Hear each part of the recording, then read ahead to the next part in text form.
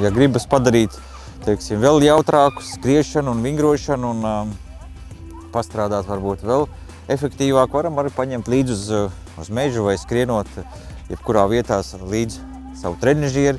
Viens no slavenākiem, kas mums tagad ir izmantojams, ir TRX, kur var piesiet vienalga pie koka vai kaut kur varam atrast kādu labu atbalstu. Noteikti esiet uzmanīgi, vienmēr iestipriniet kārtīgi, lai nesanāk kāda ekscesi nokrītot, rolūstot zaram vai stiprinājumam.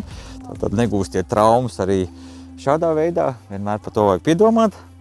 Izmantojot šādu palīgierīci, varam uztaisīt vēl sarežģītākus varbūt vingrinājumus, vairāk visādas, veikt tādas vingrinājumus, varbūt, kurš nesanāk, ja nav nekas cits līdzi, teiksim, nostiprinot tos pašus starplāpstiņu muskuļus ap plecu locītavām un plecu joslas, kas mūžīgi mums varbūt ir vāji un netik labi nostiprināti, un arī skrienot, viņi būs ļoti nepieciešami, bet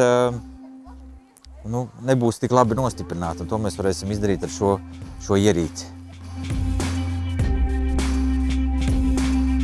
Tāpat līdzīgi kā vingrojam bez inventāra, arī ar inventāru izmantošanu veikt dažādas vingrinājumus, atkal muskultūras nostiprināšanas, gan kāju, gan roku. Protams, strādājot ar TRX, visādus vingrinājumus var pagrūtināt, taisīt arī sarežģītāks un vēl grūtāk pildāms. Palikus ar šito roku palaidīs vaļā ar vienu. Taisīs. Tad vēl grūtāk to papildināt var.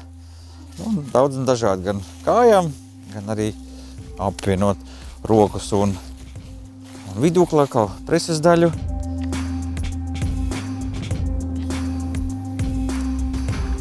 Tālāk iesim starplāpstiņu muskultūras nostiprināšanai, kas ļoti svarīga muskultūra un kas parasti mums ir vāja. Un ir vieglāk arī ar šo palīgu ierīci to mežā uztrenēt. Apgriezīsim otrādi, kur vēl vairāk ar sāniem vilc. Šeit, tuvāk. Pieslēgsim vēl biceps daļu, plus vēl starplāpstiņu daļu. Un šādi.